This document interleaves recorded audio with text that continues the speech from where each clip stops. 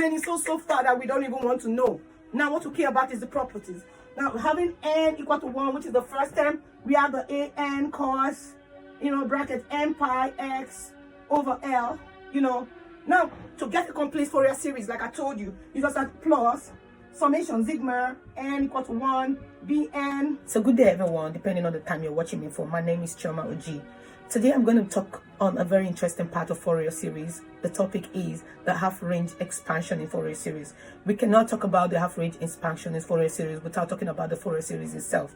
A lot of people solve Fourier series without knowing what Fourier series actually is. Fourier series is actually taking signals from the complete boundary, from the negative part of the beginning of the boundary to the positive part of the beginning of the boundary. Note, they must be symmetric. What do I mean by symmetric? They must be balanced. They are also equal and opposite in displacement. The amplitudes are equal and opposite to each other. Now, when we are talking about the half-range expansion, we are talking about taking half of the displacement from the function. Like, I'm going to show you how it works. Like, let's take, for example, we are setting a Fourier series standard because we're going to compare whatever we have as the half of the displacement to that of the Fourier series standard. So in our imagination, if you're setting from 0 to positive L, we probably be talking about the even part of the function, and the even part of the function definitely telling you about the cosine function, which is going to also be given in the mathematical proof that I'll be giving you in the next slide. Also, talking about from 0 to minus, then the range will be from minus L to 0 in the closed interval, and then we compare it to the full interval, minus L,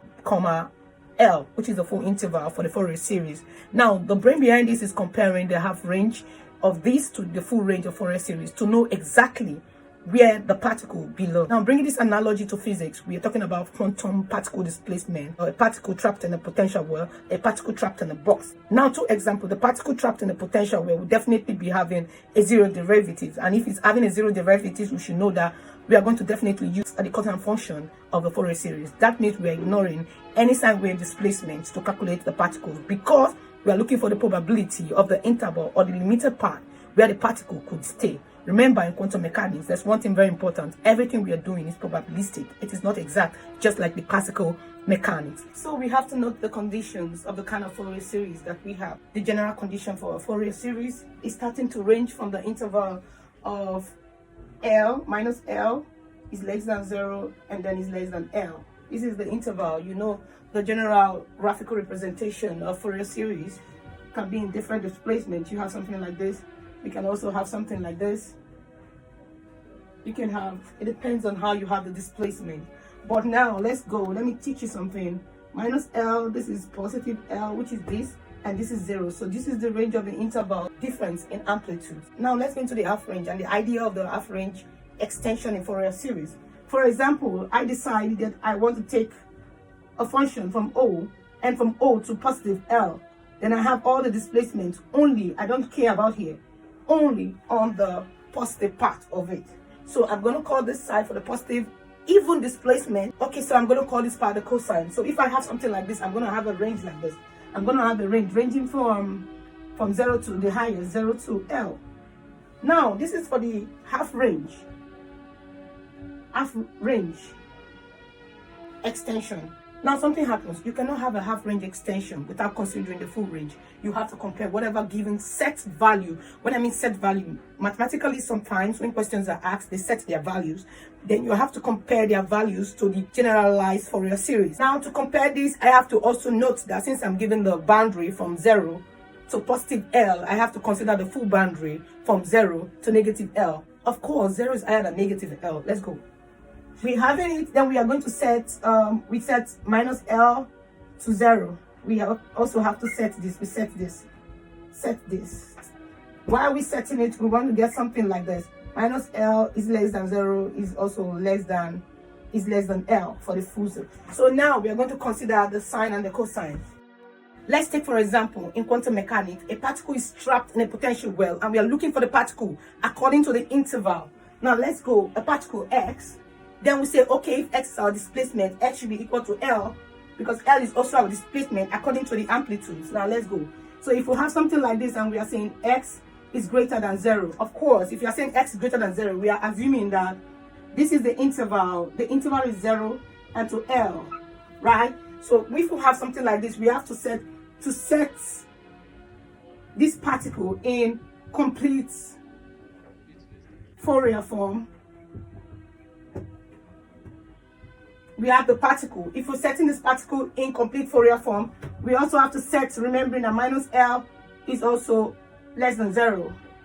This is it, because combination of this and this, basically I told you, will give you minus L less than 0 less than L. There are two functions, the odd and the even, so we're going to set it. Let's look for the even function. Given the even function, f of x minus x is equal to f of x positive. You can see that giving you even function, and anything giving you even function, we are considering that the particle is actually in a potential well. Now if you have something like that, the generalized Fourier series for this is f of x equal to a naught, which is the first term, that first term over 2 plus sigma, the summation of all the terms across, the summation of all, because I told you probably we are taking signs like this and that, so the summation of all the signals across this, from this graph, we have summation to infinity, because we are not having a boundary. Although we have a boundary using this, but we don't know where our signal is going. Is it going to be a damping wave? We don't know. Is it going to be continuous? We don't know. Is it going to stop? We don't know. We are going to assume that it's so far that we don't even want to know. Now what we care about is the properties. Now having n equal to 1, which is the first term, we have the an cos, bracket n pi x over L, Now, to get a complete Fourier series, like I told you, you just add plus summation sigma n equal to 1 bn, cos, n, sorry, this is not cos, sine, n pi x over L, right? We stop here. Why are we stopping here? Now we want to take one part, and the part we are going to take is this part. This part is the even part of our expression. Taking the even part, we have to break it down. F of x equal to a naught over 2 plus, you're taking sigma to infinity, n equal to 1, an cos, n pi x over L. So if we're taking it, we should note something, that an also has its own function, and it's coming from the integral part of the summation. And how do we, a naught equal 2 over L, which is valid, 2 over L, integral from the boundary given 0 to L.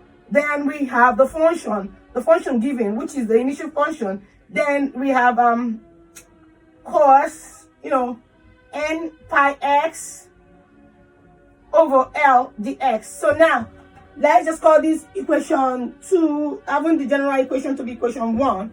So we have to substitute, let us substitute equation 2 into the general Fourier series expression. Then if we substitute that, we know that f of x is equal to a naught over 2 plus the sigma of this infinity n equal to 1, which is the first term. An, we already have the value of an 2 over L. Then the value of an 2 over L, the integral of 0 to L. Then f of x, cos bracket a n pi x over L, Then this is just for this part. Cos continues, n pi x over L plus, we're just going to assume it. This is the first for that question. That question, equation 4, settles the answer for that question. But the full Fourier series from the expansion, we have f of x equal to a naught over 2 plus summation sigma n equal to 1. Remember, 2 over L, integral of 0 L. Then cos bracket n pi x over L. Cos again, because this is a function, f is a function of x, cos again, then what you have there, n pi x over L dx, because there was a dx here, plus a continuation of the other side. We're taking the other side of the vibration. The first one we forgot about the up, now we're taking the down. So plus that down, that's the complete Fourier series. And then we have the same sigma to infinity, n equal to 1. Then you have 2L, 2 over L, integral from 0 to L. Then we have f of x sine n pi x over L. Then the x, if you want to add it here, you can choose. Then because you don't want to add it together, but then they are multiplying themselves in the initial function. Then sine n pi x over, this is n pi x over L. You stop there. Now note something. There's one last thing that you need to note. you need to note that when you are getting this side of the Fourier series, this side is what we call the odd partition or odd extension. That is the sine wave function part. And the sine wave function part, there's only one thing to know. Given a function f of minus x, which is the initial because it was given from the particle, equal to minus f of minus x. So definitely minus x of x. So definitely the function will also give you an odd function. So why do we do this? We use this to evaluate the heat function, the Laplace transform, and a lot of electrical signals for sorting and all that. Thank you. Please make sure you follow us on YouTube. See you next time. Bye.